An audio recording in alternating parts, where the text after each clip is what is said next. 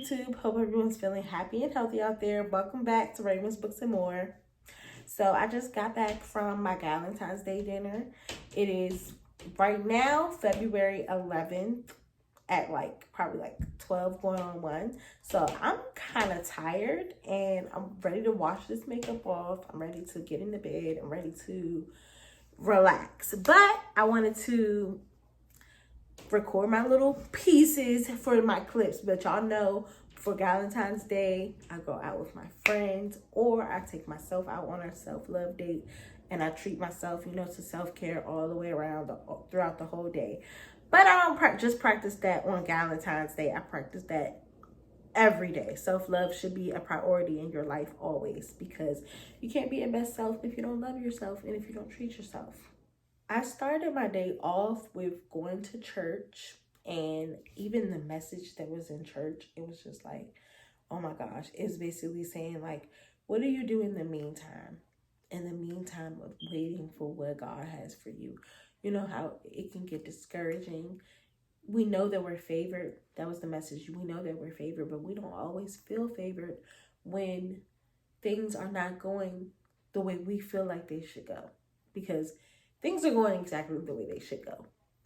God, it's God's plan. You know what I'm saying? So he's writing and he knows his plan for you and he knows what he has for you. So it was basically like saying, you know that you have this gift, you know that you have these talents, and you know that you deserve to get more than what you feel like you're receiving, but you're in the right place at the right time. Never get discouraged on your journey. The sermon was also about basically saying stay close to those people who see that light in you and who recognize that light in you, and who stay close to people who you're favored by, because you're not just favored by God, you're favored by others that see that light in you. What will make you feel better and what will fill those voids will be using your talent and your gifts to impact those positively around you. Boom. What you think the Valentine's Day is? Oh my goodness. For real. I wish I had my notes down here because I want to say it exactly the way he said it. But I told y'all it's late and I'm tired and I do have to work in the morning. So I'm not about to go upstairs and get it. But y'all get the picture. Y'all get the message. This year we did go to a different restaurant. We didn't go to Ruth Chris. We went to a place called Station 4. And I went with my cousin and one of my friends, Ayana, my cousin Tiara, and one of my friends, Ayana. And we had a really good time. The food was really bomb. And this was actually their first time participating in one of my little Valentine's Day events.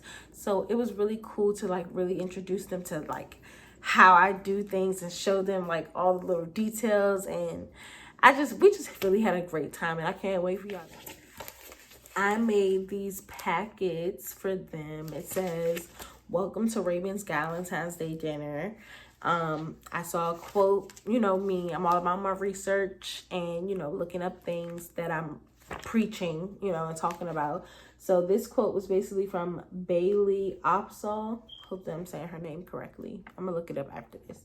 But basically it says, "Self-love requires a relentless pursuit of acting on your own behalf, taking care of yourself even when it's hard." That, especially for women who are moms, or even dads who are dads, you know what I'm saying?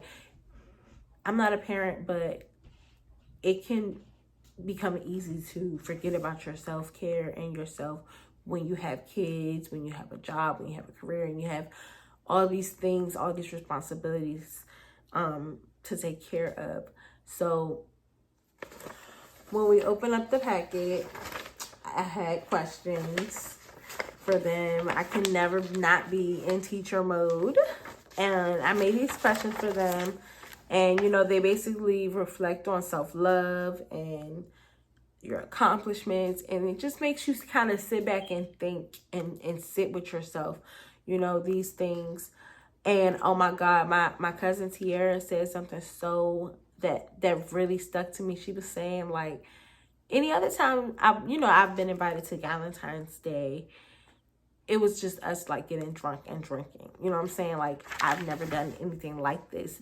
Y'all don't know how much that touched me. Y'all don't know how much that touched me. Like, for my questions, the first one says, what do you love about yourself? What do you value about yourself? How can you forgive yourself for past mistakes?